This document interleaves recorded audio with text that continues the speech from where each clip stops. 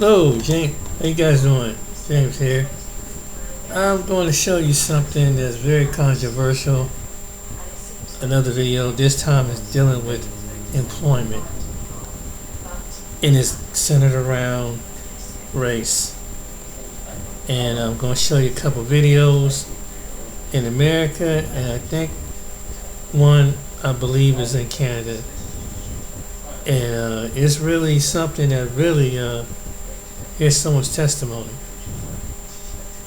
You're hovering, wondering if you click buy or book, is And your personal info what going they're to be going safe? through on the job. With worry-free protection, your identity. We have one of our sisters that's just dealing with some issues on her job. And I want you to hear what she has to say, because this is, a constant reality for black workers here in America. As a black woman in corporate America, some days can be harder than others. This is coming from me. I have over 10 years of experience in management positions, including transportation operations manager. I'm a accounting manager currently at a big airport. And this brings me to my point for today and the topic of discussion at today. People do not respect black women in the workplace. People will take one look at you and they will think that you're the receptionist, you're the cleaning lady, you're not a part of the management team. Perfect example, some BS that happened to me today. Basically, my boss just announced that she's leaving. Many people are sitting there applying for her job, and I applied for the position because I'm highly qualified. I'm probably one of the most highly qualified candidates for the position, to be honest. So of course there's a lot of buzz going around. Everybody up here at my job is talking about it. And then today someone comes to me like, hey, who's going to be the new manager in your department, trying to be funny. And then he's like, yeah, I heard that you applied for it. So I'm like, yeah, I did apply for it. And then he busts out laughing hysterically. So mind you, this is a man, and for him to do that, laugh in my face like it was a joke that I would even have the audacity to apply for that position, it just really rubbed me the wrong way. So I told him, I said, I'm offended that I'm trying to figure out what's so funny. I'm offended because the way that you just laughed, and I'm highly qualified for that position. And it just reminds me of just how hard I have worked to get myself into the position that I am now. For my family to be comfortable, for me to be comfortable, and people to continue looking at me like I'm nothing, or I don't have the skill set, or I don't have the capability because of the way that I look. Sister, this is what I would say to you. Unfortunately, in America, we do not get a fair shake. It's not about merit, it's about racism, white supremacy. And we can be triple educated, have more degrees than them, and yet they will still get over you with no education. Because this system isn't based on merit, it's based on the evil system of white supremacy. This is why I would love to see, if it was up to me, 90% of black America did not work for them. I would like to see 90% of black America to have our own businesses and work for ourselves. If we don't have our own businesses, then those businesses have created enough jobs where we can hire our brothers and sisters in the community and give them jobs. That's what we're supposed to do. Create a business, get it to the point successful, and then we start hiring our brothers and sisters in the community and give jobs. That's what we're supposed to do. So we can get many of our people as possible out of the clutches of the white supremacists. Because the white supremacists will allow you to see it, but you can't attain it. What they call the glass ceiling. And this isn't right. You have a lot of good, smart, and talented black workers out there. And they all have been overlooked. I know how it feels to be overlooked. When you qualify for a job, a supervisor's job. When you qualify for a district manager job and you don't get it, not because you were late to work, you was a bad worker, you didn't have the education. No. You clearly was experienced to do the job and you just passed over. Constantly passed over. But then they can hire a white person to come in, get you to train them, and in 6 months they be your supervisor. The job you've been working there for 12 years, this dude just came in the door, you trained him, and now he telling you what to do. How do you think that feels for the self-esteem of a black person? But see, I understand how they move. I understand. I get it. I get it completely how they move. This is why the only freedom that you have as a black person is to work for yourself. Because working for yourself, you can get to the sky's the limit. No one is holding you back at that point. And you're going to have more of a drive because you're not doing it for them, which they'll never appreciate. You're doing it for yourself. When you look at how they treat their own employees, they have a person working for a company for 32 years and they give them $100 or a plaque or a free meal. Like, dude, they work for you for 32 years. They're faithful and that's all you're going to freaking give them? Like, really? Come on now. They don't honor people at all in this system. They don't. As a black woman in corporate America, some days can be harder than others. This is coming from me. I have over 10 years of experience in management positions, including transportation operations manager. I'm a accounting manager currently at a big airport. And this brings me to my point for today and the topic of discussion at today. People do not respect black women in the workplace. People will take one look at you and they will think that you're the receptionist, you're the cleaning lady, you're not a part of the management team. Perfect example, some BS that happened to me today. Basically, my boss just announced that she's leaving. Many people are sitting there applying for her job, and I applied for the position because I'm highly qualified. I'm probably one of the most highly qualified candidates for the position, to be honest. So of course there's a lot of buzz going around. Everybody up here at my job is talking about it, and then today someone comes to me like, hey, who's going to be the new manager in your department, trying to be funny. And then he's like, yeah, I heard that you applied for it. So I'm like, yeah, I did apply for it. And then he busts out laughing hysterically. So mind you, this is a man, and for him to do that, laugh in my face like it was a joke that I would even have the audacity to apply for that position, it just really rubbed me the wrong way. I'm a firm believer of if people do a good job with us, you better believe with time we're going to try to definitely make sure to take care of you. Because I appreciate everyone that works with us, everyone, and what they do and what they contribute. I really do. Because it's beautiful to have a team of people working with you instead of working by yourself and doing everything by yourself. And you don't have to be greedy.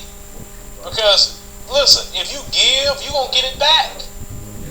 But these corporations don't want to give anything because they only want to, I'm greedy. I want cheap labor. I want to let the people go that they should be paying right. And I want to give it to people that I can pay, all and nothing that come across the border and take advantage of them. Because they want a job.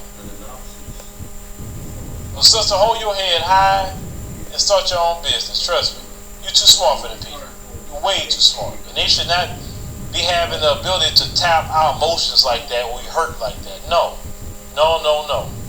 We should walk away from all their jobs when we open up our business and the business is doing good, walk away and never return. Trust me. Because look, during the pandemic, they didn't like how people walked away from their jobs. They were doing things remotely. They sure we didn't. need to spearhead that look for 90% of us and not work for them folks who work for ourselves or work for a black-owned company. And have no fellowship with the unfruitful works of darkness, but rather expose them. Damn it. Sorry about that. Well, the last Reformation, The Life, is a new film that features believers who take to the streets to preach the gospel and heal the sick. Oh,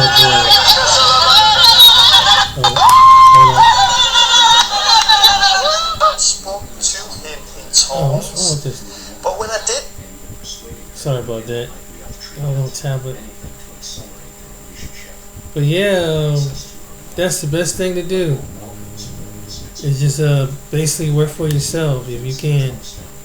Do some side work, and that's why I had to take a mental break. Especially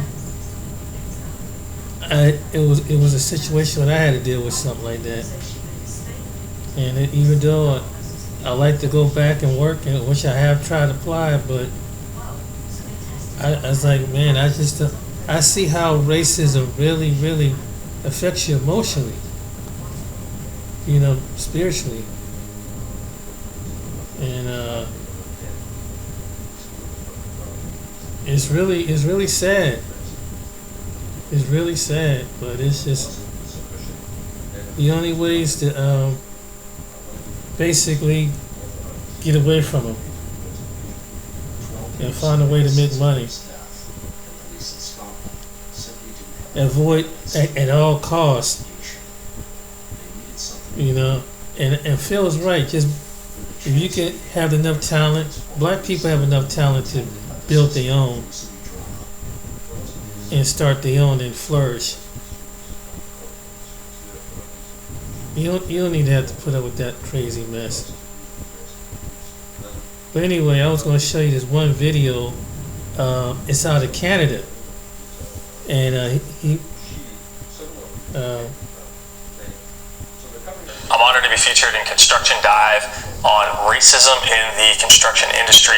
The construction industry is an amazing industry, amazing people. One of the first industries that I entered into after my career as a professional first responder when I went into business. So I have amazing relationships in construction. Love the people. It is the industry that builds America.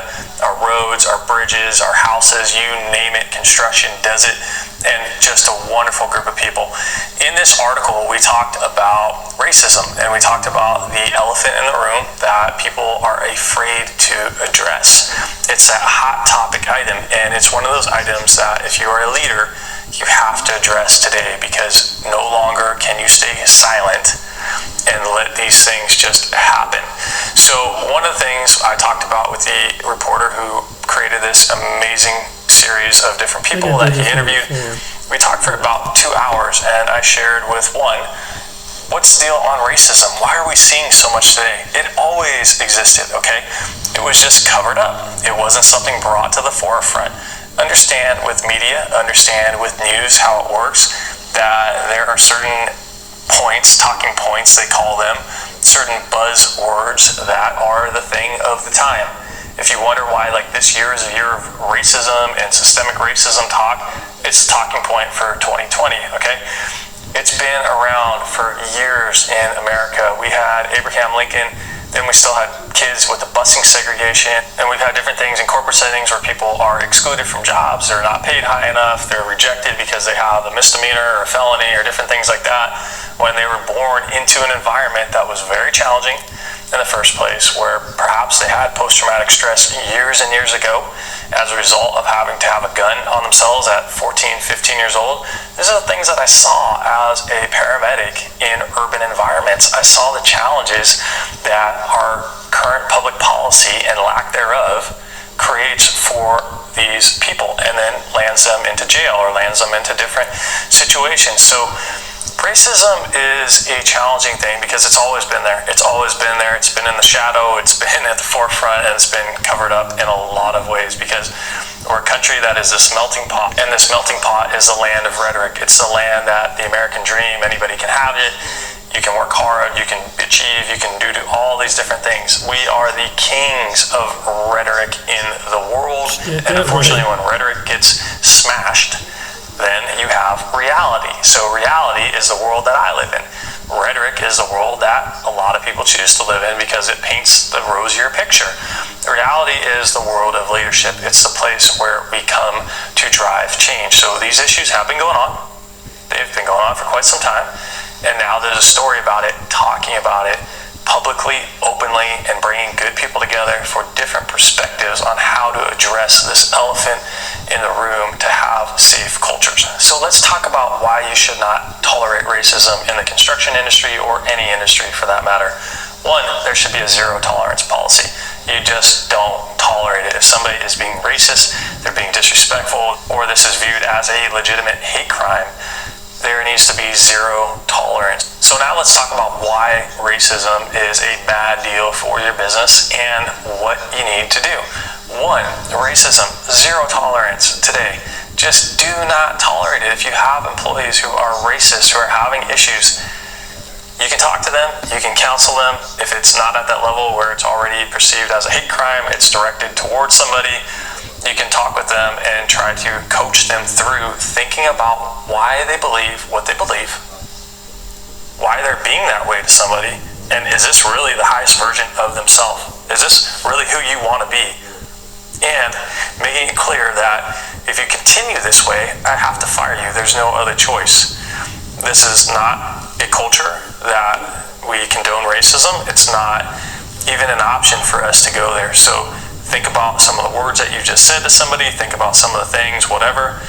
Is a zero tolerance policy. If I hear this again, you will be fired. No ifs, ands, or buts about it. And the desire to change has to come from you. No amount of programming can change people's hearts, can change their heart and mind. Now, programming, when we talk about should people have to take anti-bias training and different things like that, it's a very challenging topic. It's a very challenging conversation right now.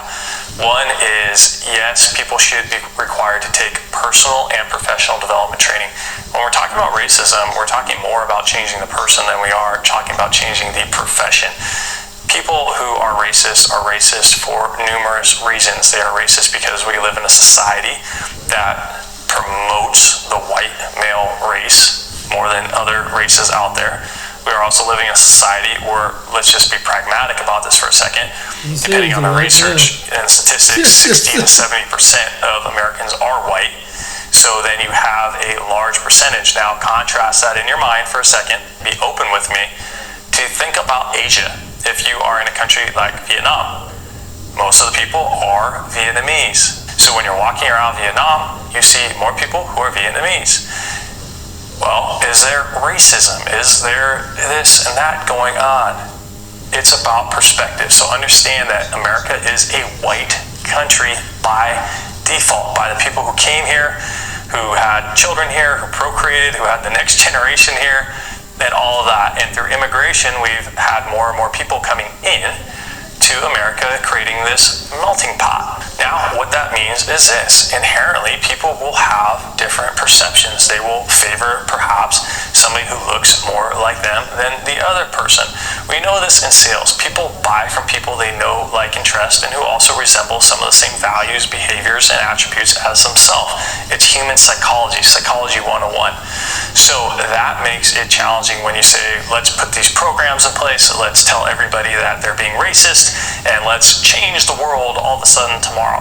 It doesn't work that way, and that's a good way to actually alienate people. So you have to be strategic in who you're bringing in to teach a program. You have to make sure that that person does not have an agenda, because there are also a lot of people out there using this program right now through the government, through different requirements of having anti-bias training to promote specific agendas. So you have to be careful with that, because promoting specific agendas, as we have a lot of special interest groups and a lot of lobbying in America, does not mean it's always the best or most holistic information. So should you have training on anti-bias, anti-racism, all these things, just like other things? Yeah, it doesn't hurt. Why would you not do this? And why would you not create a culture where you can talk about challenging situations, whether it's racism, whether it's age discrimination, whether it's gender, whether it is whatever? Let's not be this country that we have to polarize everything, where we can't talk about this, we can't talk about that. Let's be the country that is a grown-up country, that we can talk about things, that your feelings don't get hurt all of a sudden and go out on a tweet because I said something about you or you said something about me, and now we have a million trolls trolling around. That doesn't do good for anybody. It doesn't grow anybody, it doesn't develop anybody.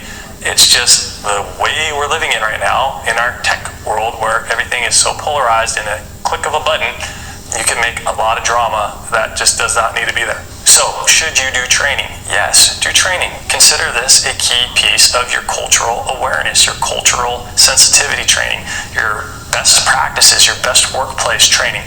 Now, make sure you have a good trainer or a good speaker who comes in, who can talk about this in a holistic way, and who does not alienate people, because I have been through some of these training programs, and some of these training programs are very alienating. I'm extremely open-minded. I've been around the world. I have friends from all different groups, and some of these programs are truly alienating and are very judgmental. So make sure you vet the person, ask them how they view racism, ask them about their own cultural awareness, their own understanding.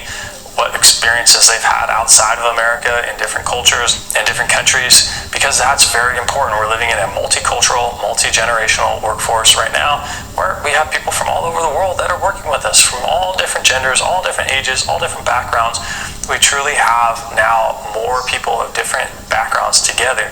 So making sure that this is just not one specific race being the anti-racism agenda training program, and that it's truly an inclusive, how do we get along as humans here in America with different backgrounds, different beliefs, different religions, different upbringings, different, how do we get along as human? Next, I want to talk about what you can do on a job site or in your office environment. Do an audit. When you look around at people and they are going around and having lunch, do they sit by themselves the whole time? Do all of the Latinos hang out in the one group with all the Latinos, and then the black workers are there and the white workers are over there, and nobody's eating lunch together? Well, you have a problem. Understand that you can create connection, you can create community, you can create different tabletop exercises, you can have lunches on the job site. You can bring people together through food. That's what Anthony Bourdain did. He traveled the world, different communities, different cultures, different foods, and he brought people together through food. I love doing this. I'm a big fan of lunch meetings. I do it all the time. And food brings us together. It's where we drop our guard. It's what I learned in the fire department. You could be working with people that you really don't care for in one fire station, but come lunchtime, you're all best friends. You all get along. You all drop the guard. You all drop you let the shit go. Food, I'm telling you, it changes people's lives, and food's damn good. So do your audit around the lunchtime, around times when people could be hanging out, and if they're not, how do you encourage them to share? A way to do this through food is having a potluck, having somebody come in and say, this is my chicken from my family, this is my salad from my family, this is my barbecue recipe from my family, this is my pasta as an Italian from my family. You name it. Food can teach people, it can break down things. Talk about the region where it's from, talk about the things that went into the food, the different spices, the recipes, all these different things like that. Who touches the food? Think about your supply chain. Who actually made the spices? Where did the spice come from? Maybe India, maybe this. Talk about Indian culture. You get the point. You're facilitating a conversation to talk about things, to open people's minds, to open their hearts, and to start changing their perspective. Or they want to get curious and come to a video like this, or they want to go to a magazine and start reading and go, wow, I didn't think that the world was like that. Oh, wow, I haven't left the U.S. Maybe it's time for me to get out of here for a month and go travel. As a facilitative leader, you're planting the seed for growth. I want you to say that. I'm planting the seed for growth for your people. It's very important. And lastly, racism. It's horrible for your bottom line. Okay? It's horrible for your bottom line. Here's why. Injuries happen, accidents happen, communication just stops. Communication is essential. It's critical to any good business out there today. Communication keeps your business going, it keeps things flowing, and it also creates a safe work environment. If people don't feel that they can trust you or the management team or somebody else because there's a perceived sense of racism, you stand the risk for injuries, accidents, and even death. So be mindful in your communication and how people feel. Can they open up? Remember, communication is a two-way street. You can put out bulletins all day long. You can put out, don't say this, don't do that, we'll fire you, we'll do this, we'll do that. Did you create an exchange? Did you even go with the basic principle of communication that understands that when you send something out, somebody has to receive it in their mind, they have to process it in the brain, and then they have to be able to come back and tell you, yeah, I understand this, or this is how I feel about this. If you're not there with your culture, hire me as a consultant, bring me in, let's talk about that, because it's so important, because you have to get to that level where you're talking about these tough things. And if you don't, have fun being on the 5 o'clock news. Don't be there, don't be that business. A lot of these things can change. Understand it's complex, understand we're living in a very polarized time, but that these issues have been going on. We are creating segregation now with the wealth gap. We're creating segregation as well with the high-speed rail. Quite frankly, that train system will be designed so wealthy people, largely foreign investors, can live in San Francisco, and the service class can live in Fresno, and that train will be built for that purpose, because that's the reality from an economic standpoint, from a system standpoint. So that project is, in a sense, what the busing segregation was years ago. It just looks a little bit better, it looks cleaner, it's more politically correct, but we're doing the same thing. We don't learn. People just don't learn. They keep doing the same stupid stuff over and over again. So don't be that company, don't be complicit in that. Really start thinking about the projects you're building, the people that are building them, and how you can have the best company culture out there today. Have confidence that you can do it, and if you learn something, share This is in Canada. Hey everyone, it's your girl Emma. Thanks so much for tuning in to the African Diaspora News Channel. Today we're going to talk about a brother who worked for the public sector and was passed over time and time again for promotions, and having a discussion with some of his co-workers, he discovered something interesting, and we're going to follow his journey to see what happens when he decides to speak up, speak out, and stand up for himself. I'm going to roll the clip, and then we'll talk about it. I wanted to tell you an example of racism that I experienced in the workplace. I'm sharing this because people often say that racism doesn't happen anymore because we've grown as a society. And I used to be one of those people. I didn't believe things like this happened until I started working for the province of Ontario. So here's the first time I noticed that something might be up in that office. I've been there for about a year, and I was trying to get promoted to a caseworker position. I was a clerk, and I was trying to get promoted. I was interviewing, I was studying, I was practicing, and I got passed over 3 times. The first time I got passed over by someone with less experience than me in the real world, but she'd been at the office longer. And she had also babysat for one of the managers. She was a good person. I thought she deserved it. I let it go. Like, good, my time will come. Everyone told me, wait, be patient, it'll be your turn soon.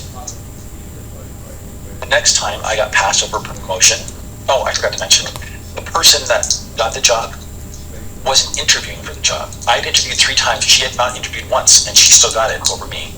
But I let that go. The second time was a friend of mine. When he got promoted, his work experience was similar to mine.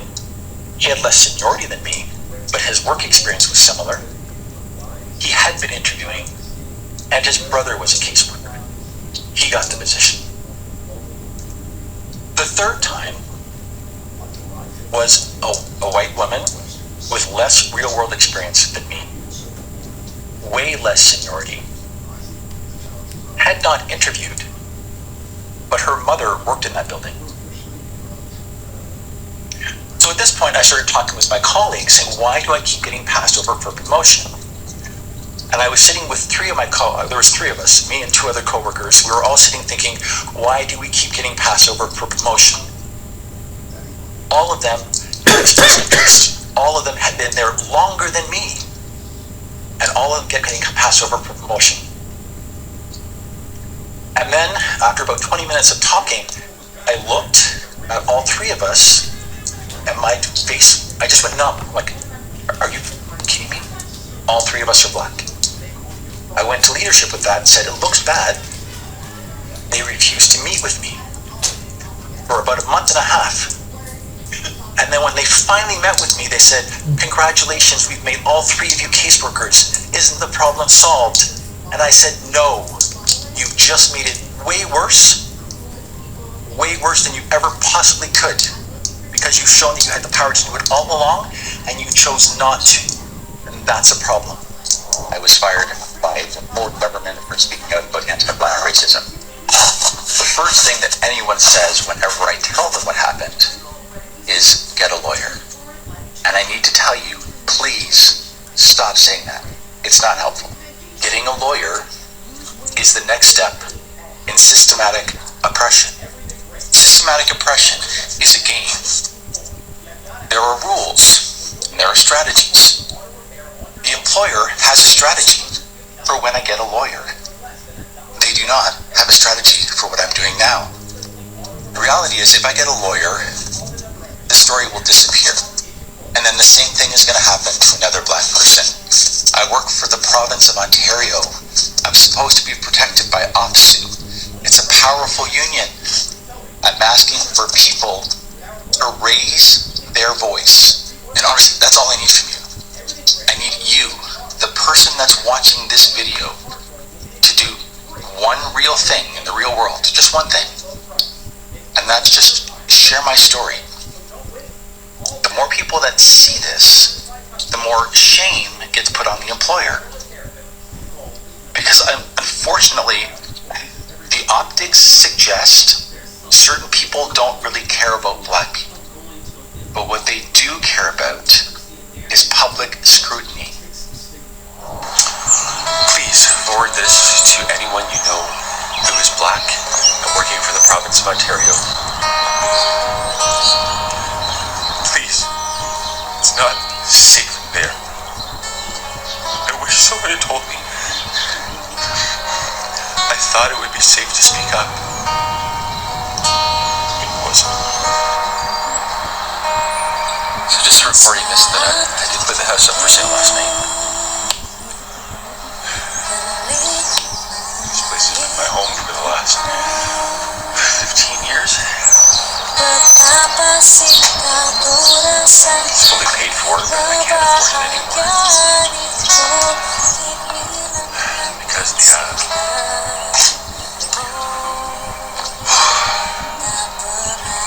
Because they fired me for speaking out about anti-black racism. I was in a government unionized job. It's supposed to be the most secure thing. This is the most secure place you can work. For the government to work for a union, it's supposed to be secure. I thought it would be safe. But I spoke out about racism. And I got fired. No progressive discipline. Straight determination. Now I've lost my house. Can't afford a new one because I own a job. It is 2023. It should be safe in the province of Ontario for someone as light-skinned. It should be safe in the province of Ontario for anyone to speak up and say, hey, it looks like I'm dealing with racism. But no. So if you work for the province of Ontario, my advice, get out, run. Don't speak up. Just leave. Because it's not safe. So ultimately he lost his job for speaking up against racism in the workplace because he was being passed over. Even though he eventually got a promotion, we all know it was more about optics than anything else.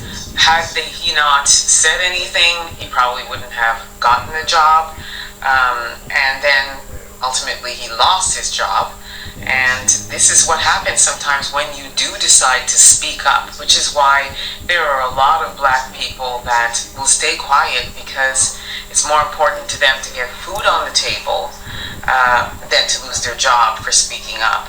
So a lot of people just become complacent and will sit in that position for years and years and years. This brother was very vocal, and as a result he lost his job. And then he also lost his house. One of the things that was very interesting that he said is, he said, a light-skinned man. Brother, it doesn't matter what color you are, whatever shade of melanin, you're black. As long as you are a shade of melanin, you are black. So light skin, dark skin, brown skin, you're a black man, you're a black woman, and that's how you are identified. Unfortunately, this is what he discovered in speaking up. And not getting a lawyer, he chose not to do that because he felt as though by getting a lawyer, you're working for the government, you're working for the Ford government, which is, they are former premiers of Toronto. They definitely lawyer up and ensure that they are covered legally. Now, as far as getting terminated, there are oftentimes what companies will do is they will give the employee an obscene amount of money so that they stay quiet. I'm not sure whether or not he got a sizable package. However, probably not, seeing as he ultimately lost his home and had no job. I did actually reach out to this gentleman and would love to talk to him more. I hope that he responds because we'd love to know what his situation is, where he's at now, if he he was able to ultimately get a job and if he's doing okay. I really feel for this brother, and anybody else out there that's going through this, please share. Let's expose these people. Let's start getting what is rightfully ours. I really look forward to what. Wow. So we have America and Canada going through the same thing. Same old thing in Canada and America so far. It's probably in some other countries too. But yeah, it's a thing that it's time that black people to refocus and put it on your own, because obviously these people will always have that colonial mindset, and they'll carry on that colonial mindset, and nobody should have to put up with that, regardless of what kind of job you're at. But yeah, it's just that, it's like, being bullied. It's kind of like being bullied in school. Sometimes adults can be bullied. And it's really, really messed up. Really messed up.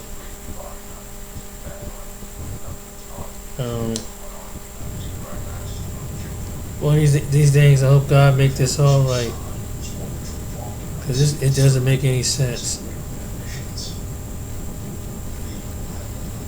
It does not make any sense.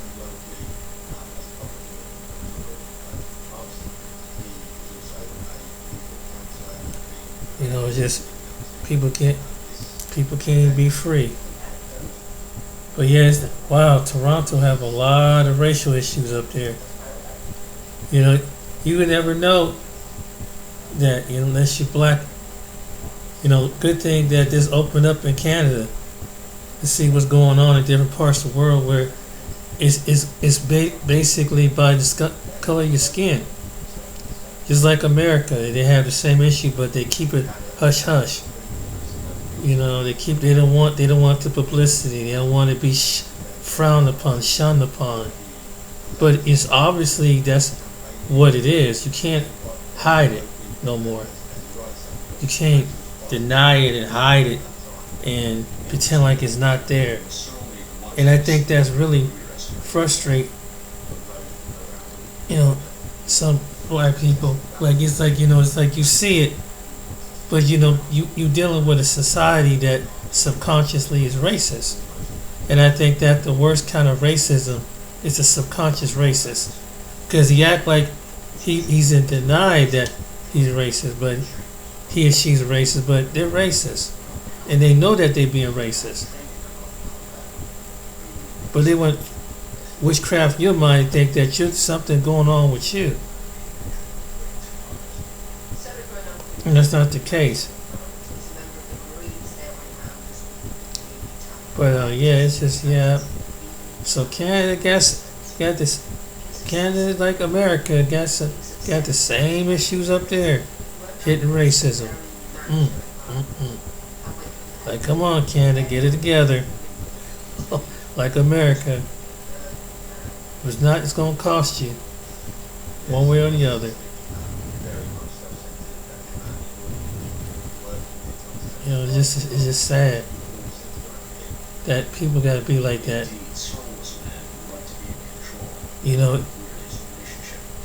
We all need each other in this world. I don't know why some people think, neglecting one group of people versus another group of people, that's going to solve anything.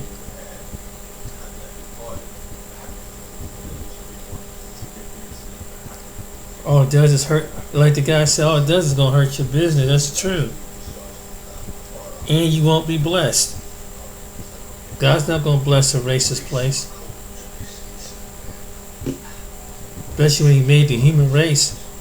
You think you're going to be blessed having denial of racism? Nope. And I don't know why some people think that they can act like they can get by, but You might get by, but you won't get away with it. Because somewhere along the line, it's going to come back and hit you.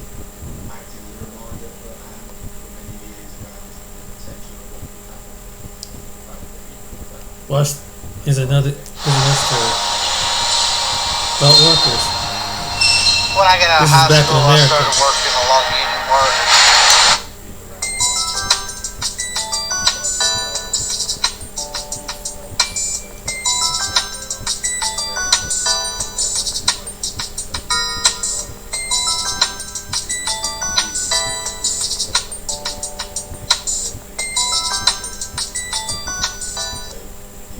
Clearly, America is not a racist country. Bullshit.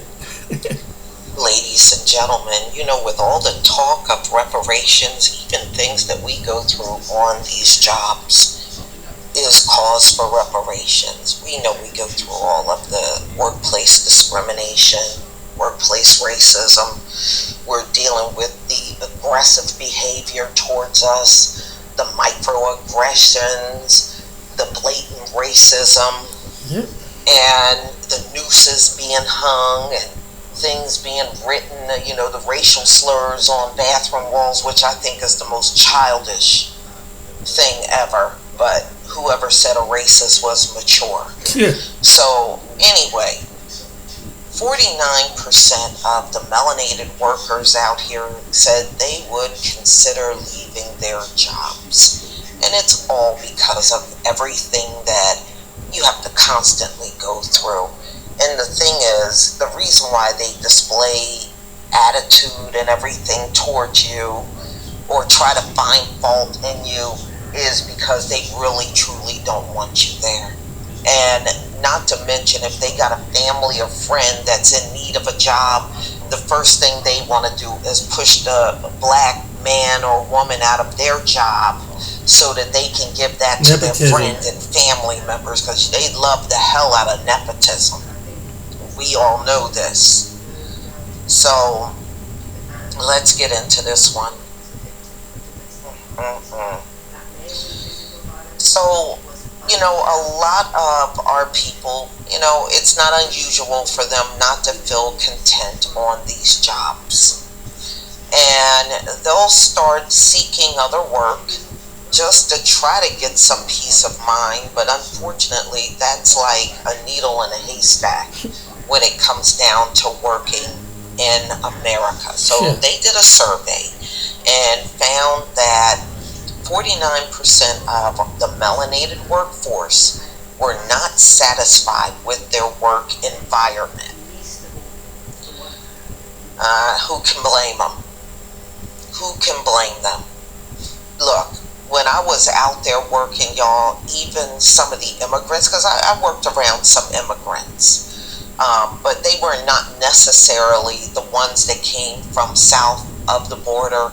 Like, I worked with a few Iranians, I worked with Syrians, I worked with some South Africans, and I remember some of them weren't even happy. I worked with also some Asians that were immigrants, and they weren't happy, and some of them were shocked at the climate in America. You know, because, you know, America always sells this place as, you know, gold paved roads and apple pie and all that stuff, right? So people fall for the hype, and then when they get over here, they're looking at all of this racism. And really, America can't help but show her true colors. So the melanated workers want to work for companies that are transparent about salary and employment advancement. So not only that, but they are prioritizing jobs that value diversity, equity, inclusion, and belonging. You know what, y'all? That's just a cliche. They don't really do these things. They don't. They don't. They say it, but they don't do it. You know, they just have it there to make it look like they're embracing of everyone, but we know that doesn't happen in America. America. That's all fantasy. So while many companies have upped their DEIB initiatives, the changes implemented may not be what black workers are prioritizing. No, the changes are never going to be what you want. And I want y'all to start noticing when they have a diversity manager or director, they're white. And I'm like, what the hell? They're not going to do anything about diversity. And those are the jobs where they do absolutely nothing about diversity. They'll usually give it to a white woman. You know, sometimes it'll be a white man. And they do absolutely nothing about diversity. And I think that's the whole point, is to put somebody in that position that they know will not really rock the boat or change things. And that's exactly what happens. So 2 major drivers stand out. The first, many workers appear to, the number one thing our melanated men and women are saying is the work environment is hostile. And yes, I believe that. And I've seen that. For 2 times less gum-harming plaque, try Colgate Total Plaque Pro Release. And I think it weighs on you mentally. It weighs on you mentally. And it's always the same people, and it's always the same victims. You know, it never changes. So that's 43% of the workers said they are thinking of leaving their jobs because they are sick of the microaggressions from their co-workers or leadership. And in many cases, both. The second driver is, can be inferred by looking at the misalignment between what respondents say and what companies do as far as prioritizing any type of diversity initiatives. You know, the disconnect between job seekers and employers is driving job seekers away, with the hope that they will find a company that prioritizes diversity. The sad part is, y'all, the vast majority of them don't. They don't. They, like I said, they got crap written down, but they don't enforce what they write. And historically, have this place ever wrote down laws or anything and they used it all the way across the board? They never have. Even when you look at law enforcement, they cherry pick when they want to enforce something and when they don't. You know, this is why when you talk to them folks, you can find many among them that will tell you, oh, well, yeah, you know, I got in trouble, but when I got in court, the judge said, oh, you look like a good kid, and they don't get charged with nothing. Oh, you just made a mistake. You know, that's the kind of stuff that happens. But they sure don't look at a black male or female defendant and say those same words. They only say that when it comes down to their own. Right. Oh, you know, they made a mistake. Oh, they're really a good kid. Really? You're the only ones on the planet that can be good kids and can make mistakes? Really? I mean, it's just laughable when you say it. So anyway, because we know what that means. When we hear those words, what you're really saying is, well, come on, let them get away with it. Let them get away. We know what those words mean. So respondents rank unfair compensation. Yes, that's another one. You know, this is why you can always read the reports of, you know, we'll go to college, earn a degree, because we really earn our degrees. We can't use no college cheating scandal. We can't get nobody in Nigeria to do our work because we're not willing to pay nobody to do our work. We'll just struggle and do it ourselves. So being that we don't cheat like that, we're really earning those degrees for real. And then you got them folks with no degree, and they can walk in the same company, same business that you're in, and get a higher salary. So yes, you also got a lot of racism in how salaries are given in this country. So also the lack of advancement and opportunity. And you know what? I was talking to True Royal, and we were speaking on the phone, and this actually came up. And I was telling her, we used to have, and I know, I think I told y'all this before, we used to have this women's meeting within the company, where all the women employees would come together, and we would have this meeting once a month. Well, at some point in time, I stopped going. And they started showing up in at that time I had a cubicle, and we're asking, wow, you didn't come to the meeting. You didn't want to go to the meeting? They seemed like they were stunned that I didn't want to show up to their meeting. And here's why I never went back to the meeting. I noticed whenever promotions were given, it always went to the white women in the group. It didn't go to anyone else. And I was like, well, why am I showing up to these meetings? The only ones getting all the benefits and perks and bells and whistles around here are the white women. I'm not coming to this meeting anymore. What do you mean, women? And here's the ironic part, y'all. The women that were getting all the promotions, the raises, and everything were doing the most complaining in the meeting. But the black women, the Latino women, the Asian women, none of us were getting promoted. Just the white women. So I stopped going. And no, I'm not going to sit there and show up for a meeting just to make you look good. I don't have to do that. And I don't have to go and make the numbers look good. I'm not going to help you do that either. So they wanted to have these women meetings, but kept up the same racism when it came down to who got promoted. The only ones getting promoted are those that were white. I was like, man, I ain't coming. I never went back. And they continued to have the meetings. I never went back. So, yes, I do understand the lack of career opportunities. And, and that's why I kept it moving. When I left out of the workforce, I left as a senior manager. And I was the manager of an IT department that ran 24/7. So I had employees come in the morning, the afternoon, and I had employees for the nighttime shift.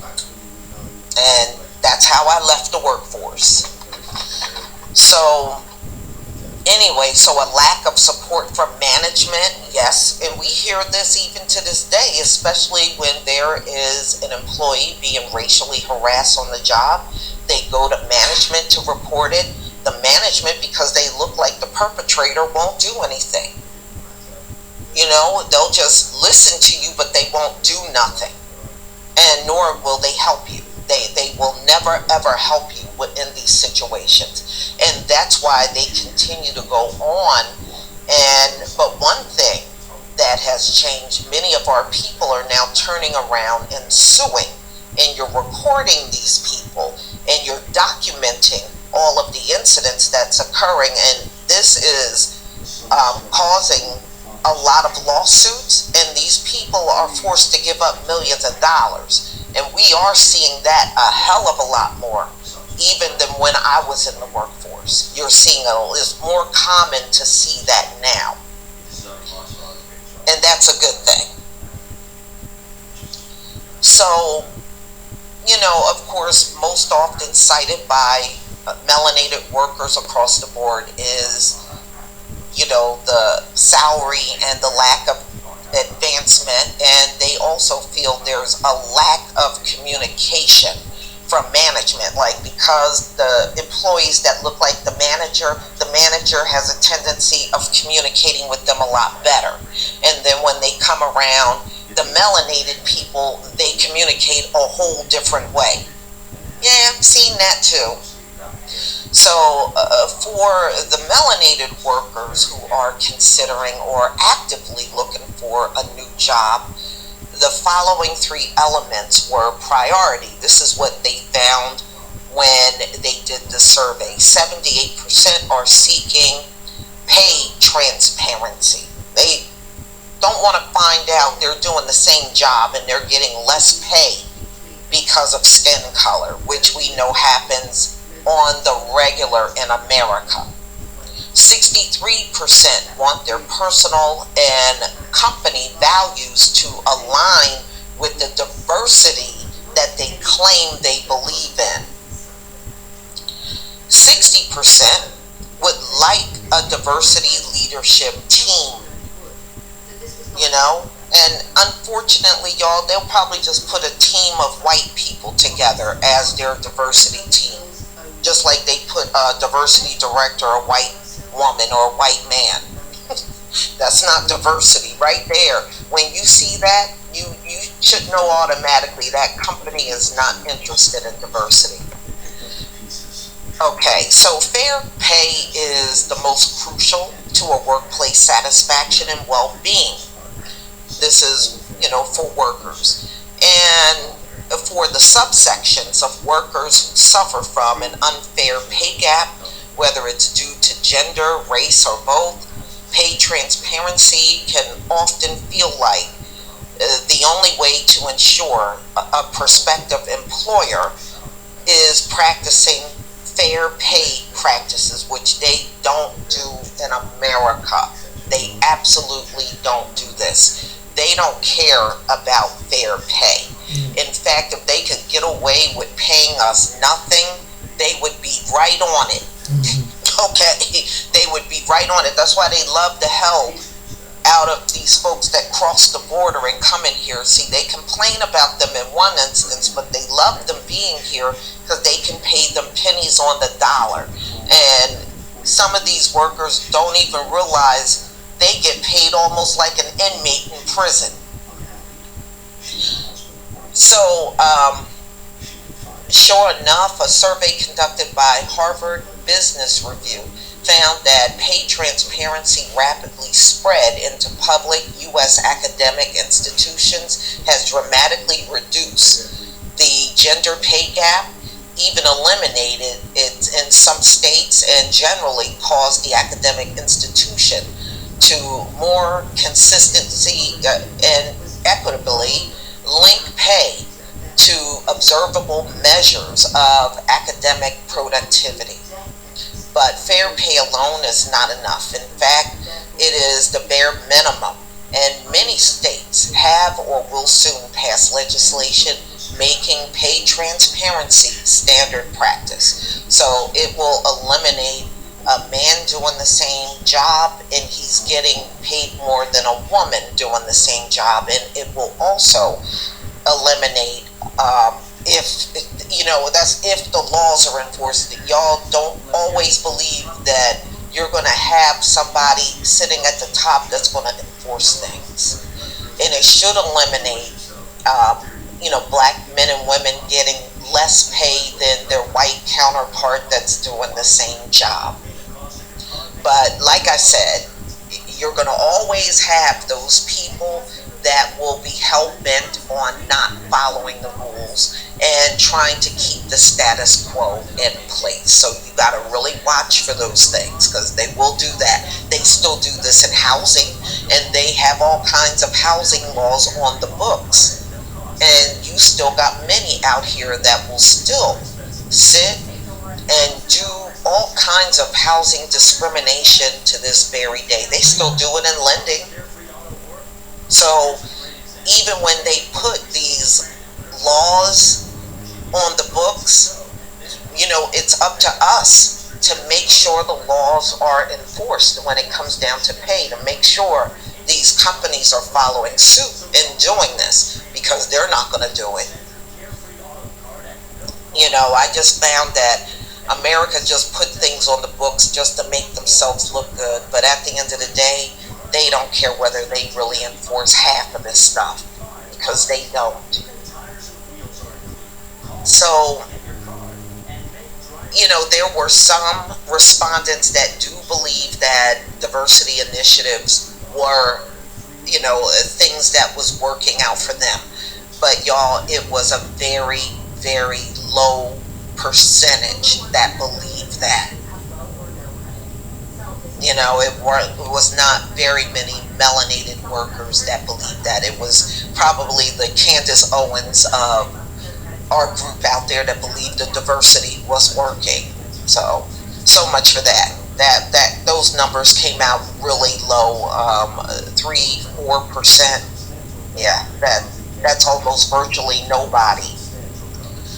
So y'all, please tell me what you think about this story.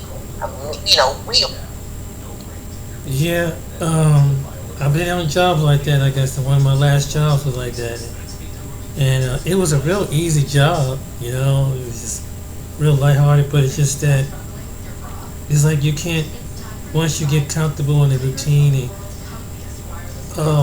it's like they don't want to see you comfortable. I was productive, come on time, friendly to the customer. But they just had to find something to bitch about. And,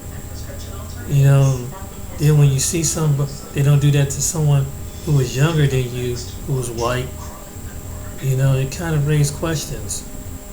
So, yeah. So, anyway, if you can start your own business, that's what I would do.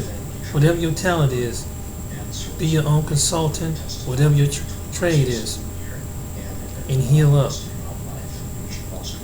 And even though I applied for a couple of jobs concerning myself, but I haven't got called. But I'm not really, I want to do something for myself. I'm at an age where I don't have the patience for it no more. I don't have that kind of patience to deal with that kind of micronism, nepotism, racism on the job. I don't have time for it. It almost costs me my health, my mind, and my health. And I'll be darned I'm going to deal with something like that. And I don't have to deal with it. I'll find a way legally to make some money and do it on my own and pay my taxes. As long as I pay my taxes, I'll be self-employed. But I'm tired. When you get fed up, you get to a certain point in life, you don't feel like dealing with that stuff. I've dealt with that all my life. I'm 55 years old. I ain't checking up out of here, and I'm not gonna lose my sense over it.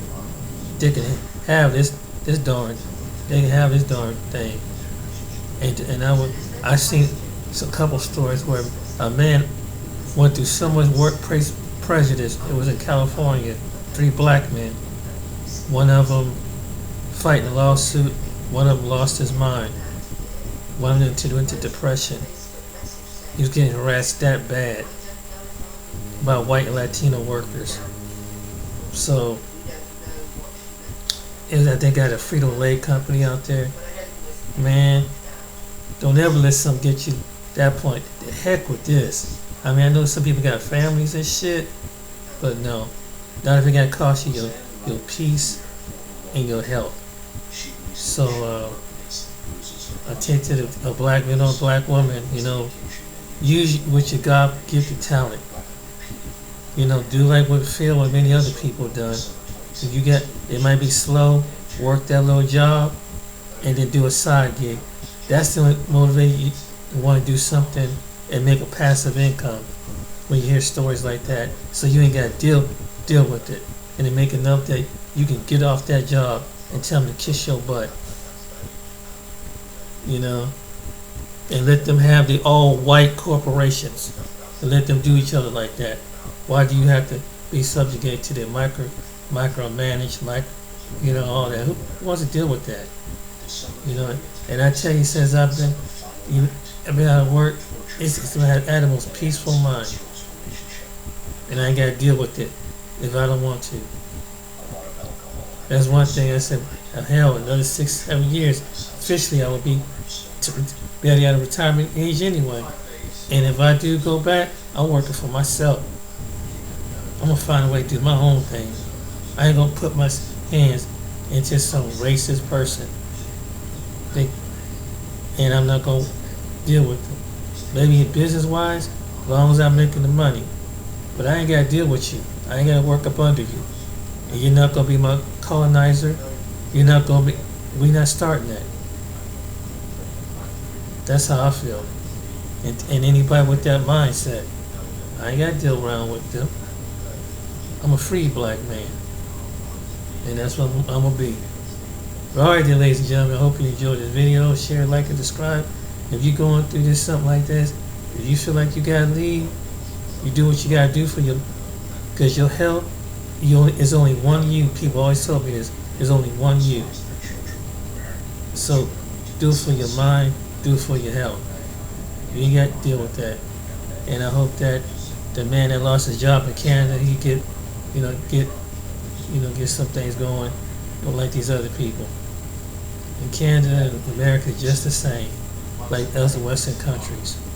That's a damn shame. But what you gonna do?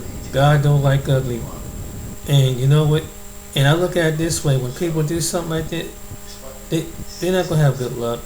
Their business not gonna have good luck. But weeding this out, it's gonna come back on them, one way or the other. All right then. Another lecture next time. I'm going to go to bed. Thanks. Good day, good morning, good afternoon to you. Like, subscribe, share the channel, and have a good day. Take care.